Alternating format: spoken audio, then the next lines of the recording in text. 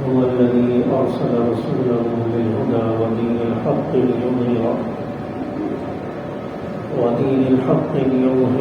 على الدين كله وكفى بالله شهيدا صدق الله العظيم۔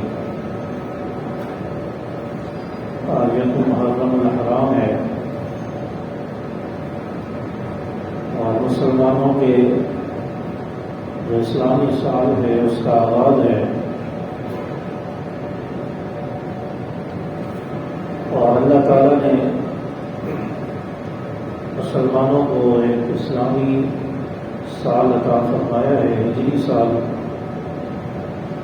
اور اس سال کا جو آغاز ہے، ابتدا ہے، وہ حضرت عمر فاروق رضی اللہ تعالیٰ عنہ کی شہادت سے ہو رہی ہے، اور سال کا جو اختتام ہے 18 ذوالحجہ، اس میں حضرت عثمان رضی اللہ تعالیٰ عنہ کی شہادت ہے، جس سے پتہ چلتا ہے کہ سال کا آغاز بھی قربانی سے ہے اور سال کا اختتام بھی قربانی سے ہے، اور اللہ تعالیٰ نے بتایا ہے کہ اسلام کو ہر وقت قربانی چاہیے، اور مسلمان کو ہر وقت دین اسلام کے لیے اپنی جان کی قربانی دینے کے لیے بھی تیار رہنا چاہیے۔ اور یکم محرم الحرام حضرت عمر رضی اللہ تعالیٰ عنہ کا یوم شہادت ہے، اور حضرت عمر رضی اللہ تعالیٰ عنہ کوئی معمولی انسان نہیں ہے۔ آپ علیہ السلام نے اللہ تعالیٰ سے مانگ کر لیا ہے، آپ علیہ السلام نے اللہ سے دعا مانگی تھی، اللہم اعز الاسلام بعمر بن الخطاب او بعمر بن ہشام، اے اللہ اس اسلام کو عزت دے عمر بن خطاب کے ذریعے یا عمر بن ہشام کے ذریعے۔ آپ علیہ السلام نے حضرت عمر رضی اللہ تعالیٰ عنہ کو اسلام کی سربلندی کے لیے اللہ سے مانگ کر لیا ہے۔ آپ علیہ السلام بیت اللہ کے اندر، مکہ کے اندر حرم میں دعا مانگ رہے ہیں کہ اللہ اسلام کی سربلندی کے لیے عمر عطا فرما۔ اور جب آپ علیہ السلام دعا مانگ رہے ہیں، اس وقت مشرکین کا جو گڑھ تھا، مرکز تھا دار الندوہ، وہاں پر مشرکین مکہ کی میٹنگ ہو رہی ہے، پلاننگ ہو رہی ہے کہ محمد کا سر قلم کر دیا جائے، محمد کو قتل کر دیا جائے، یہ ہمارے لوگوں کو ورغلا رہا ہے، ہمارے خلاف کر رہا ہے، اپنا دین لے کر آیا ہے۔ اجلاس ہو رہا ہے، میٹنگ ہو رہی ہے، اور فیصلہ ہو گیا کہ صبح محمد کا سر قلم کر دیا جائے، اور اس کے لیے کس شخص کو تیار کیا جائے، کس کا انتخاب کیا جائے۔ تو حضرت عمر رضی اللہ تعالیٰ عنہ ابھی عمر بن خطاب ہے، ابھی فاروق اعظم نہیں بنے، اسلام میں داخل نہیں ہوئے۔ حضرت عمر فاروق رضی اللہ تعالیٰ عنہ نے کہا کہ میں یہ کام کروں گا، میں محمد کا سر قلم کروں گا۔ چنانچہ حضرت عمر رضی اللہ تعالیٰ عنہ آپ علیہ السلام کا سر قلم کرنے کے لیے، آپ کو قتل کرنے کے لیے نکل پڑے۔ راستے میں ایک شخص سے، ایک صحابی سے ملاقات ہوئی، حضرت نعیم رضی اللہ تعالیٰ عنہ نے پوچھا کہ عمر کہاں جا رہے ہیں؟ کہا کہ آج تمہارے نبی کا سر قلم کرنے جا رہا ہوں۔ اس صحابی نے کہا کہ پہلے اپنے گھر کی خبر تو لو، تمہارے گھر میں تمہاری بہن فاطمہ بنت خطاب اور تمہارے بہنوئی سعید بن زید یہ مسلمان ہو چکے ہیں، نبی کا کلمہ پڑھ چکے ہیں، تم نبی کو قتل کرنے جا رہے ہو، اپنے گھر کی تو خبر لو۔ وہاں سے غصے سے حضرت عمر رضی اللہ تعالیٰ عنہ واپس پلٹے اپنے گھر کی طرف گئے اور جا کر دروازے پر دیکھا، دروازے پر رکے تو دیکھا کہ اندر سے کچھ پڑھنے کی آواز آ رہی ہے۔ حضرت عمر رضی اللہ تعالیٰ عنہ دروازہ کھٹکا کر گھر میں داخل ہو گئے۔ بہن نے قرآن پاک کا نسخہ چھپا دیا کہ اس کی بے حرمتی نہ کر دیں۔ غصے سے بولے کہ کیا پڑھ رہی تھی، کس چیز کی آواز آ رہی تھی؟ فرمایا کہ ہم قرآن پاک پڑھ رہے تھے۔ تو اپنی بہن اور بہنوئی کو حضرت عمر رضی اللہ تعالیٰ عنہ نے اتنا مارا کہ دونوں بے ہوش ہو گئے۔ جب ہوش آیا تو حضرت عمر رضی اللہ تعالیٰ عنہ نے کہا کہ محمد کا نام لینا چھوڑ دو۔ تو آپ کی بہن اور بہنوئی کہتے ہیں کہ جان جا سکتی ہے لیکن محمد کا کلمہ نہیں چھوڑ سکتے، ایمان سے نہیں پھر سکتے۔ تیری رگوں میں بھی خطاب کا خون دوڑتا ہے، میری رگوں میں بھی خطاب کا خون دوڑتا ہے، جو کچھ کرنا ہے کر لو، نبی کا کلمہ نہیں چھوڑیں گے۔ چاچا بہن کا یہ کہنا تھا کہ اتنی پختہ ہے اپنے کلمے پر، تو آخر وجہ کیا ہے؟ حضرت عمر رضی اللہ تعالیٰ عنہ نے کہا کہ وہ نسخہ مجھے بھی دکھاؤ، مجھے بھی لا کر دو، میں بھی پڑھنا چاہتا ہوں۔ بہن نے یہ نہیں کہا کہ یہ لو یہ نسخہ پڑھے، بلکہ یہ کہا کہ آپ کا جسم ناپاک ہے، کفر کی گندگی میں مبتلا ہے، آپ پہلے غسل کر کے آئیں، پاک ہو کر آئیں، پھر آپ کو نسخہ دیا جائے گا۔ چاچا حضرت عمر رضی اللہ تعالیٰ عنہ نے غسل کیا، اس کے بعد آپ کی بہن نے قرآن پاک کا نسخہ دیا، پڑھ کر سنایا۔ جیسے ہی پڑھتی گئی حضرت عمر رضی اللہ تعالیٰ عنہ کے دل میں اثر ہوتا چلا گیا، اور حضرت عمر رضی اللہ تعالیٰ عنہ کہتے ہیں کہ مجھے بھی اپنے نبی کا کلمہ پڑھا دو۔ چاچا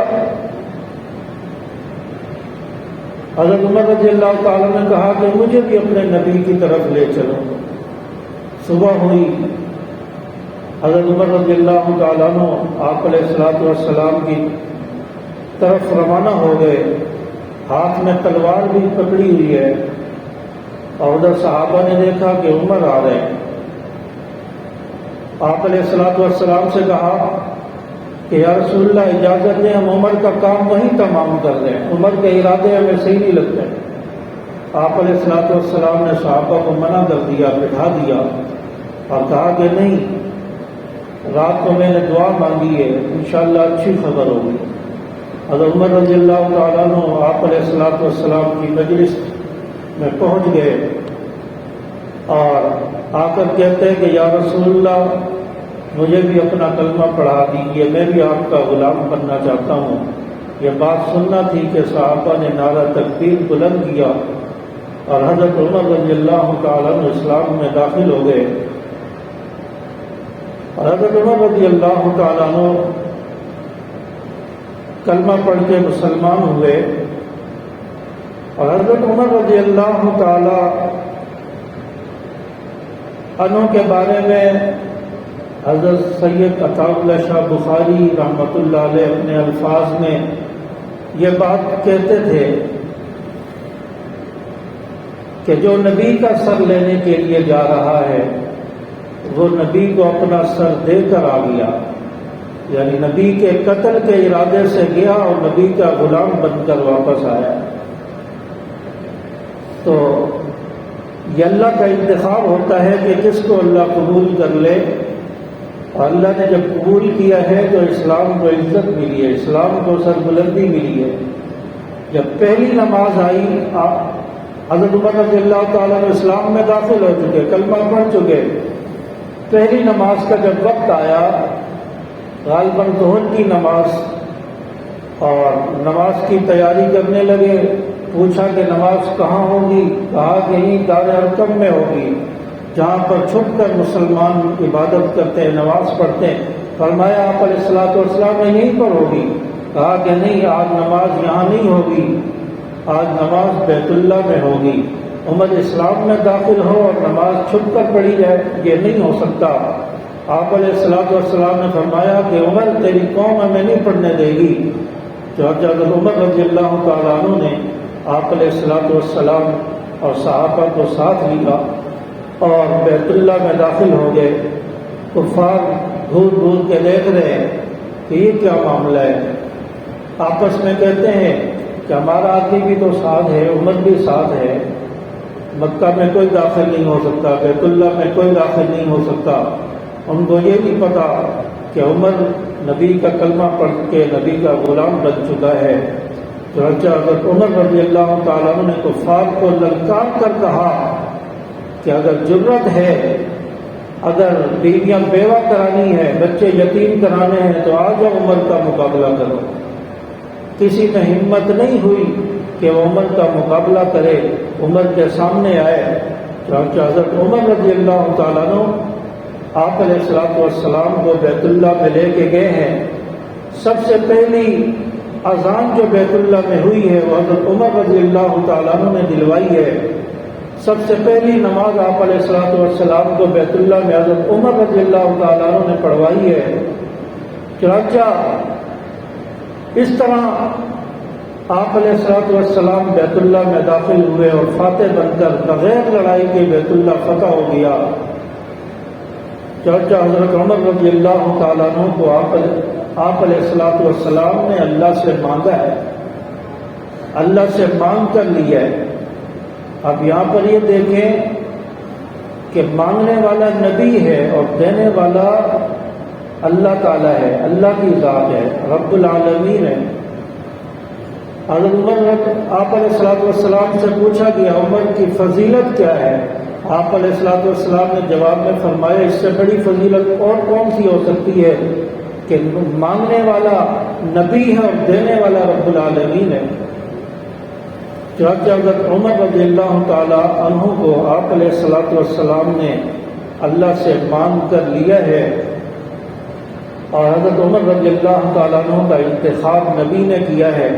دنیا میں واحد شخص ہے، واحد صحابی ہے جس کو نبی نے نام لے کر اللہ سے مانگا ہے، یا اللہ اسلام کی سربلندی کے لیے عمر بن خطاب دے دے یا عمر بن ہشام دے دے۔ اللہ تعالیٰ نے عمر بن خطاب کا انتخاب فرمایا، اور یہ پہلا شخص ہے جس کو نبی نے نام لے کر اللہ سے مانگا ہے، اور یہ نبی کا انتخاب ہے۔ آج انسان مارکیٹ میں جاتا ہے، برتن لینے کے لیے جاتا ہے، کپڑا لینے کے لیے جاتا ہے، سبزی گوشت لینے کے لیے جاتا ہے، مارکیٹ میں یا اس کے سامنے کئی سارے برتن پڑے ہیں، اور سب میں سے وہ کسی ایک برتن کا انتخاب کرتا ہے۔ کئی سارا کپڑا رکھا ہوا ہے، اس میں سے کسی ایک قیمتی کپڑے کا انتخاب کرتا ہے۔ گوشت تو کئی قسم کا ہے، کوئی ہڈی کا ہے، کوئی بغیر ہڈی کا ہے، کوئی چربی والا ہے، کوئی کس طرح کا ہے، لیکن اس کے لیے انسان اپنے گھر کے لیے اچھا لے کر آتا ہے، اچھے گوشت کا انتخاب کرتا ہے۔ گھر میں اگر انسان آ جائے، برتن بھی لے آئے، کپڑا بھی اپنی پسند کا لے آئے، گوشت بھی لے آیا، گھر میں بیگم نے آ کر منہ بنا دیا کہ یہ اچھا نہیں ہے، کیسا لے کر آیا ہو، کیا ہے، تو آپ کو غصہ آتا ہے، انسان کو غصہ آ جاتا ہے کہ میں اتنی مشکل سے پسند کر کے انتخاب کر کے لایا ہوں، آپ کو اچھا نہیں لگا۔ اور جو عمر نبی کے انتخاب سے آیا ہو، جس عمر کا انتخاب نبی نے کیا ہو، آج کوئی کہے کہ یہ عمر صحیح نہیں ہے، عمر کا اسلام صحیح نہیں ہے، عمر پر اعتراض کرے، کیا نبی کو غصہ نہیں آئے گا؟ کہ اللہ کو ایسے آدمی پر غصہ نہیں آئے گا؟ یہ اللہ کا غصہ ہی تو ہے، نبی کی بد دعا ہی تو ہے کہ جس سینے میں عمر کا بوجھ ہے، صحابہ کا بوجھ ہے، وہ آج تک پیٹا جا رہا ہے، آج تک وہ سینے پر خنجر پڑ رہے ہیں، آج تک وہ اپنے آپ کو مار رہا ہے، وہ سینہ ہمیشہ پٹتا رہے گا جس سینے میں عمر کا بوجھ ہو، جس سینے میں صحابہ کا بوجھ ہو۔ یہ نبی کی بد دعا لگی ہے، تو اس لیے اللہ تعالیٰ سے نبی نے انتخاب کر کے مانگا ہے۔ صحابہ اور بھی بہت سارے تھے، صحابہ میں سے کسی کو مانگ سکتے تھے؟ نہیں، مانگا تو مشرکین میں سے، کفار میں سے، ان کے جو سردار تھے عمر بن خطاب، نبی نے ان کو اللہ سے مانگا کہ ان کو اسلام میں داخل فرما دے، اسلام کو عزت مل جائے گی، اسلام کو سربلندی مل جائے گی۔ حضرت ابوبکر صدیق بھی تو ایمان لا چکے تھے، حضرت علی بھی ایمان لا چکے تھے، مسلمان تھے، لیکن بیت اللہ میں اذان دلوائی ہے تو عمر بن خطاب نے دلوائی ہے، نماز پڑھوائی ہے تو عمر بن خطاب نے پڑھوائی ہے۔ تو اللہ تعالیٰ نے اسلام کے لیے حضرت عمر رضی اللہ تعالیٰ عنہ کا انتخاب فرمایا، اور اسلام کو اللہ تعالیٰ نے عزتیں عطا فرمائی۔ حضرت عمر رضی اللہ تعالیٰ عنہ کا دور خلافت آ گیا، 22 لاکھ مربع میل پر حضرت عمر رضی اللہ تعالیٰ عنہ نے اسلام کا پرچم لہرایا، 22 لاکھ مربع میل کے حکمران بنے۔ آگے پاکستان کا جو رقبہ ہے، ہمارے ملک کا جو اس کا رقبہ اگر دیکھا جائے، اس کا حساب کیا جائے تو یہ تقریباً 4.5-5 لاکھ مربع میل پر بنتا ہے، اور حضرت عمر رضی اللہ تعالیٰ عنہ کا دور حکومت ہے 22 لاکھ مربع میل پر۔ آدھی سے زیادہ دنیا پر حضرت عمر رضی اللہ تعالیٰ عنہ نے اپنی حکومت قائم کی ہے، خلیفہ بنے، حکمران بنے، اور جہاں تک حضرت عمر رضی اللہ تعالیٰ عنہ کی حکومت ہے، عدل و انصاف کا بول بالا ہے، کسی کو مجال نہیں ہے کہ وہ عمر رضی اللہ تعالیٰ عنہ کے فیصلے کے خلاف کوئی کام کر سکے، اسلامی حکومت کے خلاف کوئی کام کر سکے، کسی کو مجال نہیں ہے۔ یہاں تک کہ انسان تو دور کی بات، جانور بھی ایک دوسرے کو نقصان نہیں پہنچاتے، جانور بھی ایک دوسرے کو تکلیف نہیں پہنچاتے۔ بھیڑیا اور بکری ایک گھاٹ پر کھڑے ہو کر پانی پیتے ہیں، بھیڑیے میں ہمت نہیں ہے کہ وہ بکری کو نقصان پہنچا دے، اس کو اچک لے۔ اس طرح کا حکمران ہے، اور مثالی حکومت قائم کر کے بتایا ہے دنیا کو کہ اگر حکمران بننا ہے تو اس طرح بنو جس طرح عمر بنے۔ حضرت عمر رضی اللہ تعالیٰ عنہ کی حکومت ہے، ساری رات پہرا دیتے ہیں، رعایا بڑے مزے سے آرام سے سوتی ہے، گھر کے دروازے کھلے تو کھلے، کوئی گھر میں داخل نہیں ہو سکتا۔ ساری رات حضرت عمر رضی اللہ تعالیٰ عنہ پہرا دیتے ہیں، اپنے گورنروں کو بھی حکم دیا ہوا ہے کہ ساری رات رعایا کا پہرا دینا ہے تاکہ کوئی کسی کو نقصان نہ پہنچا سکے۔ ساری رات حضرت عمر رضی اللہ تعالیٰ عنہ پہرا دیتے ہیں اور کوئی کسی کو نقصان نہیں پہنچا سکتا۔ ایک دن حضرت عمر رضی اللہ تعالیٰ عنہ نے فیصلہ کیا کہ آج ہم وفد کے ساتھ نکلیں گے، اور میرا جتنا بھی رقبہ ہے جو میری حکومت میں آتا ہے 22 لاکھ مربع بھی، اس کا سروے کرتے ہیں کہ کہیں کسی کو کوئی پریشانی تو نہیں ہے، کسی کو کوئی تکلیف تو نہیں ہے، کسی کا کوئی مسئلہ تو نہیں ہے، جا کر جائزہ لیں اور دیکھیں کہ میرے تعینات کیے ہوئے جو گورنر ہیں وہ اپنے فرائض صحیح سے انجام دے رہے ہیں یا کوتاہی کر رہے ہیں، اس کا جائزہ لیا جائے۔ چنانچہ حضرت عمر رضی اللہ تعالیٰ عنہ نے سروے کیا، پوچھتے پوچھتے ایک جگہ پر گئے، وہاں پر جا کر پڑاؤ ڈالا۔ تھوڑی دیر کے بعد ایک بچی بھاگتی ہوئی آتی ہے اور آ کر کہتی ہے کہ آپ عمر کو جانتے ہو؟ حضرت عمر رضی اللہ تعالیٰ عنہ سے کہتی ہے، بچی کو نہیں پتا کہ یہ عمر ہے، کہتی ہے کہ عمر کو آپ جانتے ہیں؟ حضرت عمر رضی اللہ تعالیٰ نے کہا کہ بیٹی کیا بات ہے؟ ہاں میں جانتا ہوں۔ بچی کہنے لگی جا کر عمر کو کہہ دینا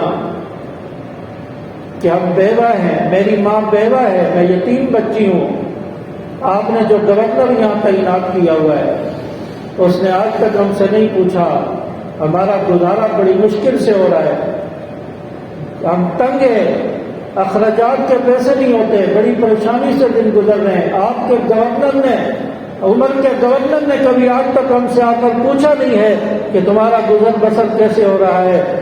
عمر کو جا کر بتا دینا، کل قیامت کے دن ہم عمر سے پوچھیں گے، عمر کا گریبان پکڑیں گے۔ حضرت عمر رضی اللہ تعالیٰ عنہ پر کب کبھی طاری ہو گئی، یہ سننا تھا کہ آنسو جاری ہو گئے اور کہنے لگے بیٹی عمر میں ہی ہوں، مجھے عمر کہتے ہیں۔ اور حضرت عمر رضی اللہ تعالیٰ عنہ نے ایک اونٹ راشن سے بھرا ہوا، راشن سے رکھا ہوا، اس کی مہار اس بچی کے ہاتھ میں تھما دی اور کہا کہ جاؤ بیٹی یہ اونٹ لے جاؤ اپنے گھر میں، اپنی امی کو دے دینا۔ کہا کہ یہ عمر نے دیا ہے اور کل قیامت کے دن عمر کا گربان نہ پکڑنا، عمر اس کی سکت نہیں رکھتا۔ چاچا حضرت عمر رضی اللہ تعالیٰ عنہ وہ حکمران ہیں جو اس طرح رعایا کی خدمت کرتے ہیں، اور ادھر گورنر کو بلایا، اس کی سرزنش کی اور کہا کہ آئندہ اس بچی کے گھر سے مجھے شکایت نہیں آنی چاہیے۔ یہ وقت کا خلیفہ ہے، وقت کا حکمران ہے، 22 لاکھ مربع میل پر جس نے اسلام کا پرچم لہرایا، اسلام کے جھنڈے لگائے۔ حضرت عمر رضی اللہ تعالیٰ عنہ رات کو اٹھ اٹھ کر غریبوں کی خدمت کرتے۔ ایک دن چلتے چلتے دیکھا کہ ایک جھونپڑی ہے جہاں پر آگ جل رہی ہے، بچے رو رہے ہیں، بچے بار بار آگ کی طرف جاتے ہیں اور ماں بچوں کو بار بار ہٹاتی ہے اور آگ کے اوپر ہانڈی رکھی ہوئی ہے۔ حضرت عمر رضی اللہ تعالیٰ عنہ نے دیکھا، چلے گئے، پوچھا کہ کیا معاملہ ہے، بچے کیوں روتے ہیں؟ جواب دیا بچے 3 دن سے بھوکے ہیں، کھانے کو کچھ نہیں ہے، مجھ سے کھانا مانگ رہے تھے، میں نے پانی ہانڈیا میں ڈال کر آگ پر رکھ دیا ہے، بچوں کو یہ تسلی دے رہی ہوں کھانا بن رہا ہے اور میں ابھی تمہیں دیتی ہوں، اس لیے بچے بار بار ہانڈی کی طرف لپک رہے ہیں۔ حضرت عمر رضی اللہ تعالیٰ عنہ کی آنکھوں میں آنسو آ گئے اور کہا راشن اس گھر میں ڈلوایا اور اس گھر میں خود اپنے ہاتھ سے کھانا بنا کر ان بچوں کو کھلایا ہے، اور پھر وہاں سے گئے ہیں اور پھر ہر روز حضرت عمر رضی اللہ تعالیٰ عنہ آتے تھے اور اس بڑھیا کی، اس گھر والی کی خیر خبر لیتے تھے، بچوں کی خیر خبر لیتے تھے۔ ایک مرتبہ حضرت صدیق اکبر رضی اللہ تعالیٰ عنہ کا دور ہے، حضرت عمر رضی اللہ تعالیٰ عنہ جہاں پر راشن تقسیم ہوتا تھا اور اس کی لسٹ حضرت بکر صدیق رضی اللہ تعالیٰ عنہ نے بنا رکھی تھی کہ کہاں کہاں ہم نے راشن تقسیم کرنا ہے، کون کون سے غریب گھرانے ہیں جن کو ہم نے راشن دینا ہے۔ حضرت عمر رضی اللہ تعالیٰ نے لسٹ دیکھی، ہر گھر کے آگے کسی نہ کسی کا نام لکھا ہوا ہے کہ اس گھر میں فلاں راشن پہنچاتا ہے، اس میں فلاں پہنچاتا ہے۔ حضرت عمر رضی اللہ تعالیٰ دیکھتے ہیں کوئی ایسا گھر بھی مل جائے جس کے آگے کسی کا نام نہ لکھا ہو، وہاں عمر اپنے ہاتھوں سے جا کر راشن پہنچا کر آئے۔ چاچا ایک گھر مل گیا جہاں پر آگے نام کسی کا نہیں لکھا تھا۔ حضرت عمر رضی اللہ تعالیٰ نے فیصلہ کر لیا کہ رات کی تاریکی میں عمر جائے گا اور اس گھر میں جا کر راشن اپنی کمر پہ لاد کر اس گھر میں جا کر پہنچائے گا۔ چاچا حضرت عمر رضی اللہ تعالیٰ نے رات کے آخری پہر فجر سے پہلے پہلے اٹھے اور راشن لے کر جا رہے ہیں اس گھر کی طرف۔ گھر میں پہنچے تو دیکھا، گھر والوں نے بتایا یہاں تو ایک آدمی آیا تھا، وہ راشن بھی دے گیا، گھر کی صفائی بھی کر گیا، خیر خبر بھی لے کر چلا گیا ہے۔ حضرت عمر رضی اللہ تعالیٰ پریشان ہوئے کہ کون شخص آیا ہے جو مجھ سے پہلے سب کچھ کر کے چلا گیا۔ دوسرے دن حضرت عمر رضی اللہ تعالیٰ نے فیصلہ کیا کہ میں آج کچھ دیر پہلے آ جاؤں گا، آج میں یہ کام کر کے جاؤں گا، خدمت کر کے جاؤں گا۔ چاچا دوسرے دن تھوڑا وقت سے بہت پہلے آ گئے، آج بھی دیکھا کہ کوئی آدمی آیا ہے، گھر میں راشن بھی دے کر چلا گیا، گھر کی صفائی بھی کر کے چلا گیا۔ تیسرا دن ہوا، حضرت عمر رضی اللہ تعالیٰ نے فیصلہ کیا کہ آج میں رات کو عشاء کی نماز کے بعد چھپ کر بیٹھ جاؤں گا، دیکھتا ہوں کہ کون شخص رات میں آتا ہے، مجھ سے پہلے آتا ہے اور گھر میں راشن بھی لے جاتا ہے، صفائی بھی کر کے چلا جاتا ہے، آج میں دیکھوں تو صحیح ہے کون آدمی۔ چنانچہ حضرت عمر رضی اللہ تعالیٰ نے بیٹھ گئے۔ رات کا جب درمیانی حصہ آیا، دیکھا کہ ایک شخص آ رہا ہے، کندھے پر راشن لگا ہوا ہے اور وہ اس گھر کی طرف جا رہا ہے۔ چہرہ چھپا ہوا ہے، لپیٹا ہوا ہے۔ حضرت عمر رضی اللہ تعالیٰ عنہ دوڑتے ہوئے شخص کے پاس چلے گئے اور کہا کہ تو کون شخص ہے جو روزانہ آ کر راشن ڈال کے چلا جاتا ہے، مجھے موقع ہی نہیں مل رہا۔ حضرت عمر رضی اللہ تعالیٰ عنہ نے جب چہرہ اس کا ہٹایا، کھولا، دیکھا کہ وقت کا خلیفہ ابو بکر صدیق ہے جو رات کی تاریکی میں آ کر اس گھر کے اندر راشن بھی ڈال جاتا ہے اور اس گھر کی صفائی بھی کر جاتا ہے۔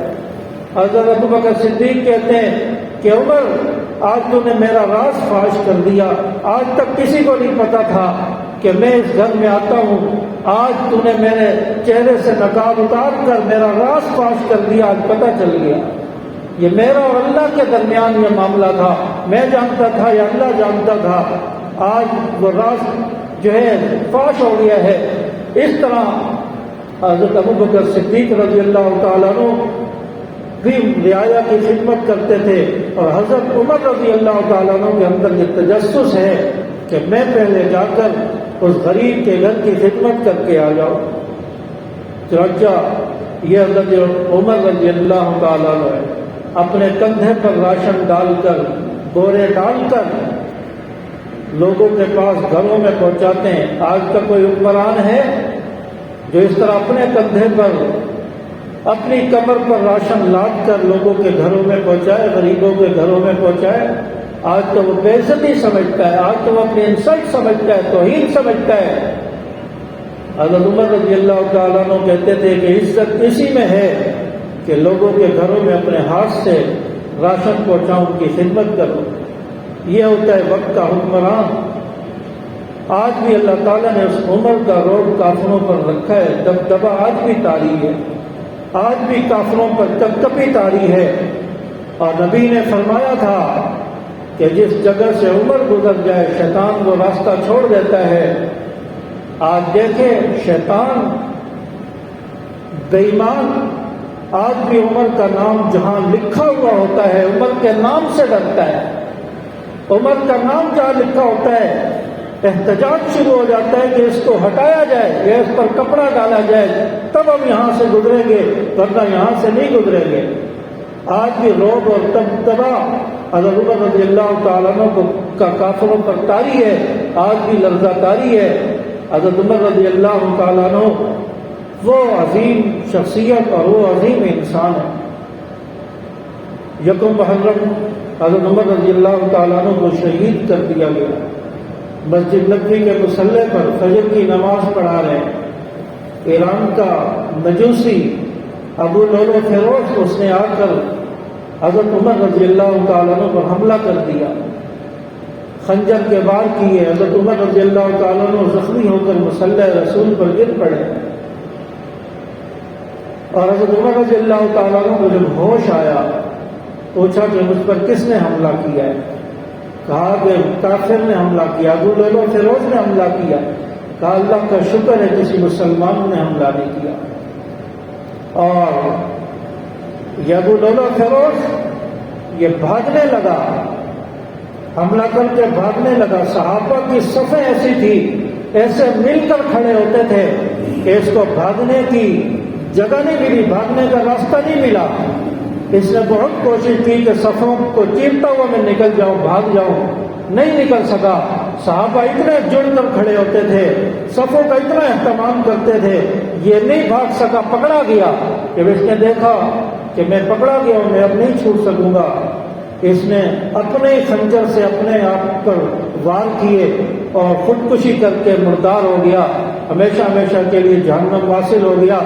آج یہ اس کی جو مزار ہے وہ ایران کے اندر ہے، جس کو بابا شجاع الدین کے نام سے جانا جاتا ہے، اور اس پر منتیں مانگی جاتی ہیں، اور وہاں پر وہ بابا بنا ہوا ہے۔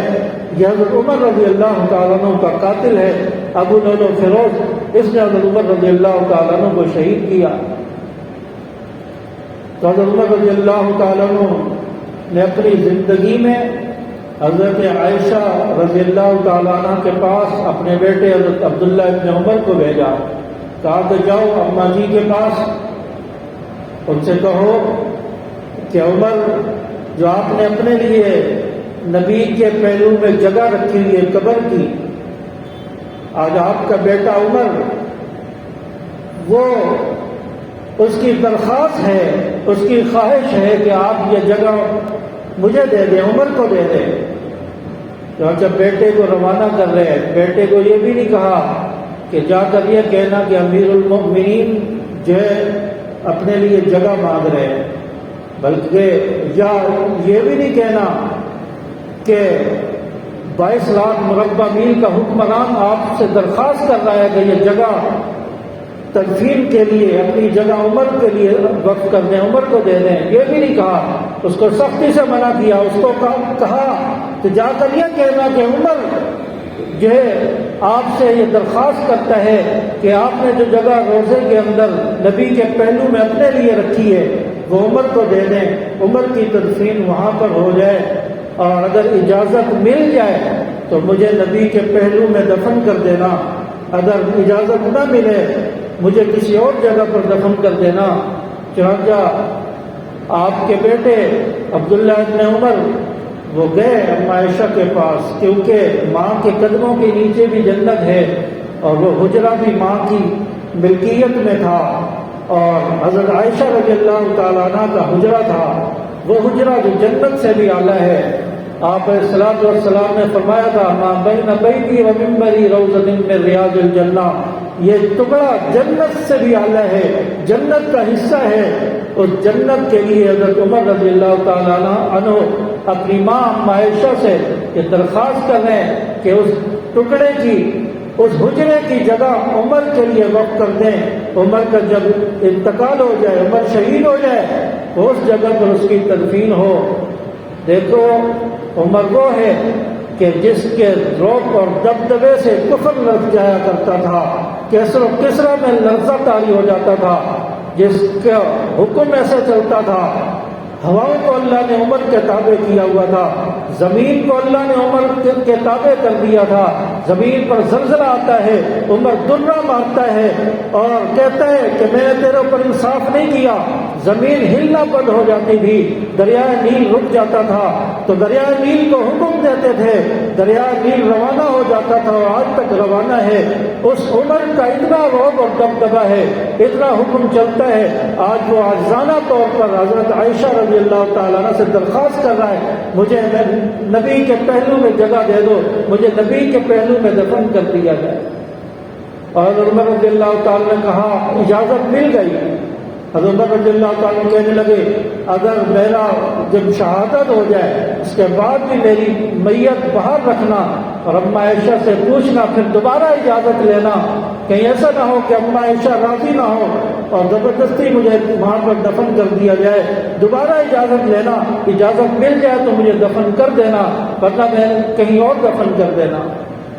حضرت عائشہ رضی اللہ تعالیٰ نے اجازت دے دی، کہا کہ عمر میرے اس وقت کام آیا تھا جب مجھ پر تہمت لگی تھی، عمر کی رائے، عمر نے مشورہ دیا تھا نبی کو کہ اما عائشہ کا نکاح آپ سے اللہ کی مرضی سے ہوا ہے، اللہ غلط عورت آپ کے بستر پر نہیں آنے دیتا، نبی کو سکون ملا تھا اور یہ بات اللہ کو اتنی پسند آئی تھی، یہ رائے اور مشورہ اللہ کو اتنا پسند آیا تھا، اللہ نے قرآن کے الفاظ بنا کر نبی پر اتار دیے تھے، سبحانک ھذا بہتان عظیم۔ اما عائشہ فرماتی ہیں حضرت عمر رضی اللہ تعالیٰ عنہ کا مجھ پر احسان ہے، آج میں اپنی جگہ عمر کے لیے وقف کرتی ہوں، عمر کو دے دیتی ہوں۔ حضرت عائشہ رضی اللہ تعالیٰ عنہ کی اجازت ہے، حضرت عمر رضی اللہ تعالیٰ عنہ روزے میں نبی کے پہلو میں دفن ہوئے، نہیں تو حضرت عمر رضی اللہ تعالیٰ عنہ وقت کے حکمران ہیں، طاقت کے بل بوتے پر بھی دفن ہو سکتے تھے کہ میرے پاس تو حکومت ہے، میرے پاس تو طاقت ہے، کون مجھے یہاں دفن ہونے سے روک سکتا ہے، لیکن نہیں، کسی کا حق دبانا یہ عمر کی فطرت میں نہیں تھا، کسی کے حق پر قبضہ کروں۔ حضرت عائشہ کا حق ہے، اجازت مانگی، اجازت مل جائے تو ٹھیک ہے، نہ ملے تو کہیں اور۔ اللہ کا بھی انتخاب تھا، اللہ بھی چاہتے تھے کہ نبی کے پہلو میں تدفین ہو، حضرت عائشہ نے بھی اجازت دے دی، نبی کے پہلو میں حضرت عمر رضی اللہ تعالیٰ عنہ کی تدفین ہو جاتی ہے، اور یکم محرم کو حضرت عمر رضی اللہ تعالیٰ عنہ کی شہادت ہے، اور یہ عظیم حکمران دنیا سے رخصت ہو گیا۔ اللہ تبارک و تعالیٰ ہمیں بھی ایسے حاکم حکمران عطا فرمائے، ایسے عدل و انصاف کرنے والے اللہ تبارک و تعالیٰ میں سمجھ عمل کی توفیق